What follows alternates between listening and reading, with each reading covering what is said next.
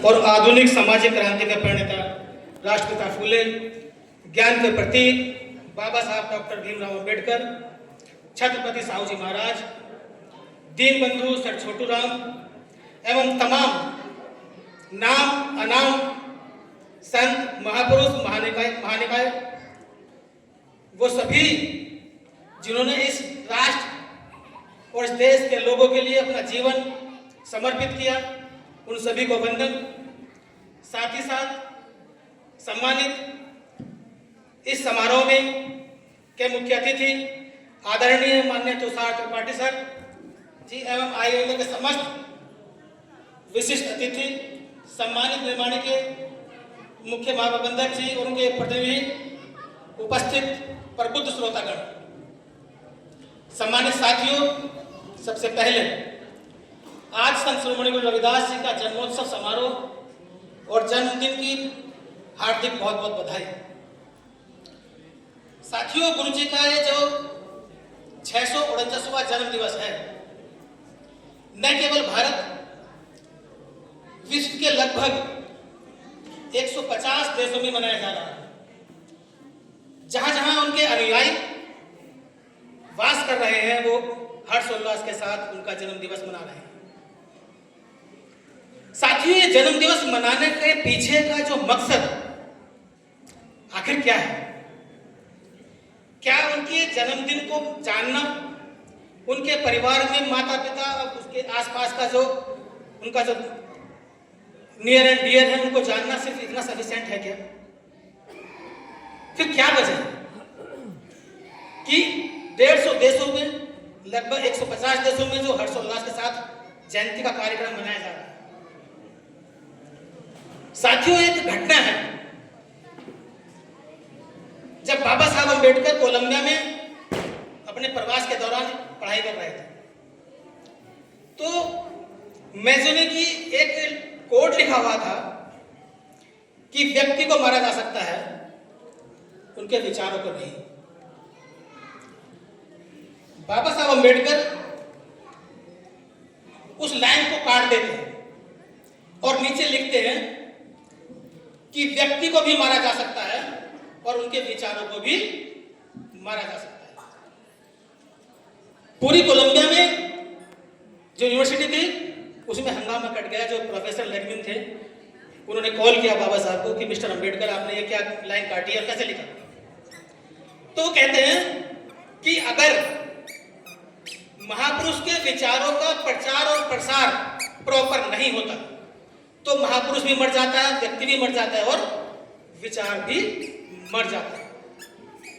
यही वजह है कि महापुरुषों की जयंती मनाने का जो पीछे का जो मकसद है, उनको परिवार को जानना नहीं है, बल्कि उनके संघर्षों को जानना और समाज और देश को बताना, जिससे उससे उनके संघर्षों से प्रेरणा मिल सके। यही एक ऑब्जेक्टिव होता है।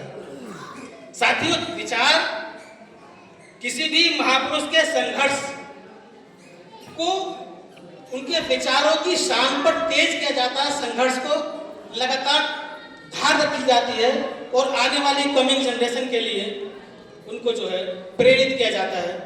तो इस जयंती समारोह का मकसद तो ये हुआ, लेकिन साथ ही साथ गुरु जी के विषय में जो समाज जीवन में जो भ्रांतियां हैं, अगर किसी महापुरुष के बारे में सबसे ज्यादा भ्रांतियां कहीं हैं तो रविदास जी के बारे में, और उनकी ये भ्रांतियां दूर करने के लिए उनकी वाणियों से ही समझा जा सकता है कि उनका वास्तविक जो दर्शन है वो क्या है। क्या हम तथागत बुद्ध, रैदास और अंबेडकर, मैंने बहुत सारे महापुरुषों का नाम लिया, लेकिन चूंकि जयंती आज संत शिरोमणि गुरु रविदास जी की है, तो हम ये देखेंगे कि क्या बुद्ध, रैदास और अंबेडकर और भारत का संविधान, क्या इनके बीच एक सीधी लाइन खींची जा सकती है अथवा नहीं? और ये बात सिद्ध होगी उनकी वाणियों से। उनकी सबसे ज्यादा जो वाणी है और भ्रांति लेकर के है, एक तो भक्ति है, फिर उनके गुरु के बारे में है, और क्या गुरु रैदास जी पारलौकिक सत्ता के पक्षधर थे, उनको मानने वाले थे। ये जो 3-4 जो भ्रांतियां हैं ये समाज जीवन में स्थापित है, वो उनको चमत्कारी के तौर पर समाज की जनता अच्छे से मानती है। वो क्या रीजन रहे हैं? तो जब हम बुद्ध को देखते हैं तो बुद्ध ने जो दुनिया के जो गुरु हुए तो समाज जीवन के लिए उन्होंने जो 5 सील दिए और वैल्यूज दी, समता, स्वतंत्रता, बंधुत्व और न्याय, इन वैल्यूज को जो पेनिटेट सोसाइटी में किया, उन्हीं वैल्यूज को तथागत बुद्ध के बाद पहले संत हुए जिन्होंने इन वैल्यूज को, इन मूल्यों को, मानवीय मूल्यों को समाज जीवन में उतारा। इसीलिए संत शिरोमणि गुरु रविदास जी को शिरोमणि ही इसलिए कहा जाता है कि बुद्ध के बाद वो पहले शख्स थे जिन्होंने समाज जीवन को इन मूल्यों के आधार पर तैयार किया और जीवन भर संघर्ष किया।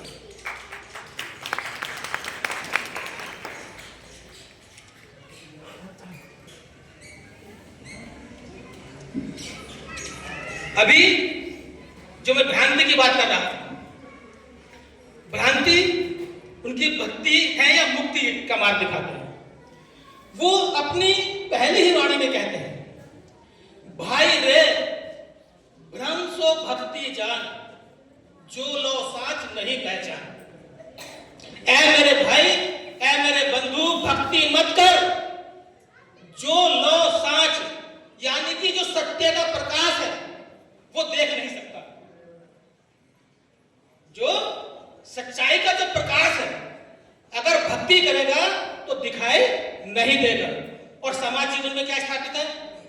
भक्ति भक्ति सब करे, भक्ति के घर दूर, भक्ति के रहदास ने गंगा है हुजूर, ये समाज जीवन में स्थापित है।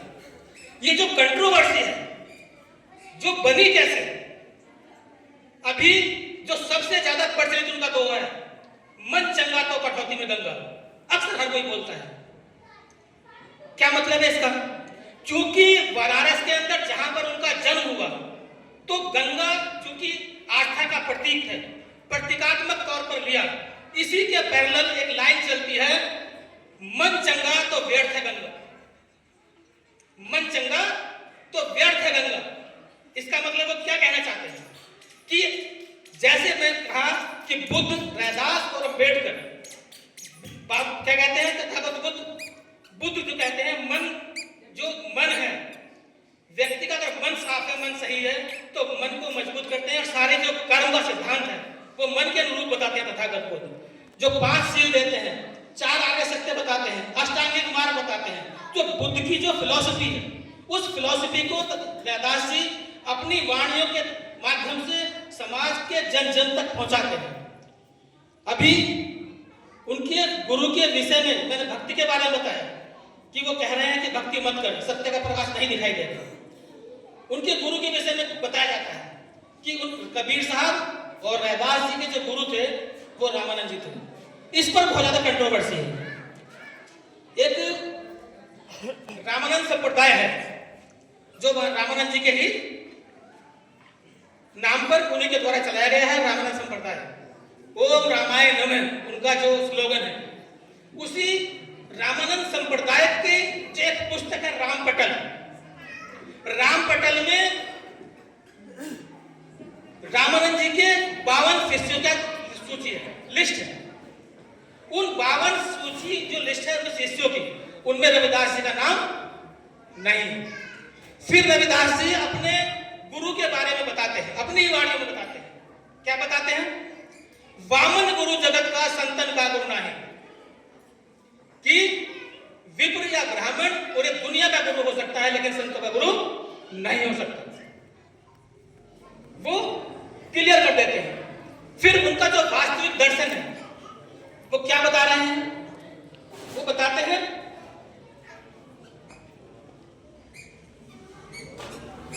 जो करुणा, शील और समाधि तथागत बुद्ध स्थापित करते हैं, जो 5 सील स्थापित करते हैं, तो जो वास्तव में क्या पारलौकिक दर्शन या धर्म के दायरे में उनको बांधा जा सकता है?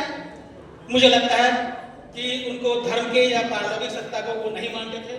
उसके विषय में वो साफ साफ कहते हैं,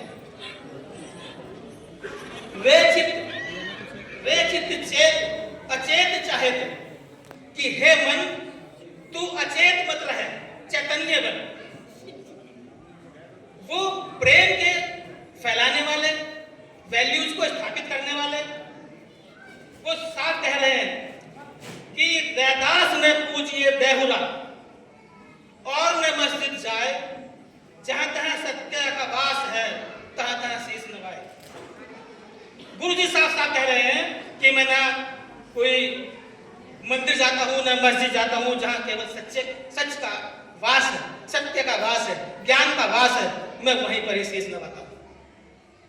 इसका मतलब साफ साफ कह रहे हैं कि वो किसी पारलौकिक सत्ता में विश्वास नहीं करते। जैसे तथागत बुद्ध की पूरी फिलॉसफी में मानव जो है उनके केंद्र बिंदु में है, तथागत बुद्ध के फिलॉसफी दर्शन में अगर व्यक्ति केंद्र बिंदु में है, तो रैदास जी का भी संघर्षों के केंद्र बिंदु में मानव है। मानव का कल्याण कैसे हो सकता है, मानव का उत्थान कैसे हो सकता है, वो विशेष किसी व्यक्ति के लिए नहीं, पूरे प्राणी मात्र के लिए, पूरे मानव मात्र के लिए वो संघर्ष कर रहे हैं, काम कर रहे हैं और बता रहे हैं। वो साफ साफ कह रहे हैं कि मस्जिद से कुछ घिन नहीं, मंदिर से नहीं प्यार, यही है अल्लाह राम नहीं, कह रविदास। तो बहुत सारी चीजें बता रहे हैं। तो साथियों, जो उनका जो पूरा दर्शन है बेसिकली, वो एक अंतिम दर्शन जो उनका फाइनल करता है, उनको जो वास्तविक दायरे में बांधता है, जो उनकी परिकल्पना है, वो है बेगमपुरा शहर की। बेगमपुरा शहर वो उनकी जो संकल्पना है, उनकी जो परिकल्पना है, जो उनका आदर्श है, वो देते हैं। वो कल्पना, वो आदर्श, वो समाज, वो किसकी कल्पना करते हैं? जो कभी इस भारत देश की का आदर्श समाज रहा है। वो कह रहे हैं कि बेगमपुरा शहर को नाम, यानी कि वो ऐसा शहर जहां पर गम नहीं है, समता है, इक्वलिटी है, समानता, बंधुत्व है और न्याय है। जब हम बेगमपुरा शहर के इनके आदर्श व्यवस्था को देखते हैं, तो वो अगर भारत के प्राचीन इतिहास में जाते हैं, तो वो सारी वैल्यूज सिंधु घाटी सभ्यता में जाकर मिलती है। और उस सिंधु घाटी सभ्यता की संकल्पना जब करते हैं, तो वो इक्वलिटी की बात करते हैं, समता की बात कर रहे हैं, मानव मानव में भेद ना हो उसकी बात कर रहे हैं। क्योंकि अभी हमारे मुख्य अतिथि साहब को बहुत जल्दी जाना है, शायद वो उनका बहुत व्यस्तम समय यह है, तो मुझे चिट्ठी दे दी गई है कि आप जो है मतलब अभी इसको कंक्लूड कीजिए। और मुझे शायद लगता है कि अभी यहीं पर रोकना होगा। क्यों? क्योंकि बेगमपुरा शहर में जो उस वक्त उस जमाने में बात कर रहे थे, जो बाबा साहब अम्बेडकर ने बुद्ध और रविदास जी की जो वाणी थी, जो उनके विचार थे, जो उनका संघर्ष था, उसको लीगलाइज कहाँ पे किया? भारतीय संविधान में। आप भारत के संविधान की जो प्राइमर पढ़ेंगे, वो सारी वैल्यूज वहां से उठा कर लिया है।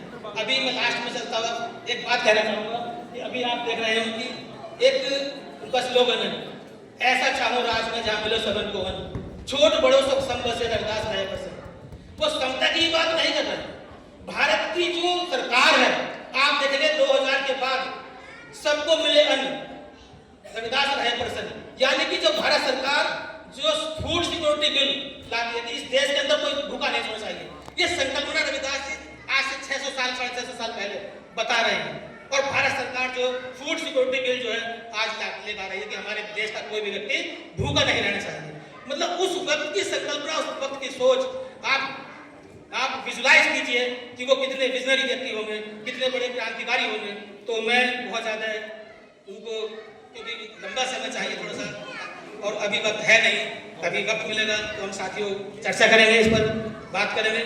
मैं अभी अपनी बात को यहीं पर विराम देता हूँ कि बुद्ध, फूले और रैदास, ये सारे जितने महापुरुष हैं उनको एक लाइन में रखा जा सकता है। इक्वल की बात करते हैं, सबकी वैल्यूज एक है, सबके संघर्ष की बात एक है। तो मैं बहुत ज़्यादा नजर आपसे विदा लेता हूँ। सभी को जय भीम, जय मनुष्य। Thank you sir.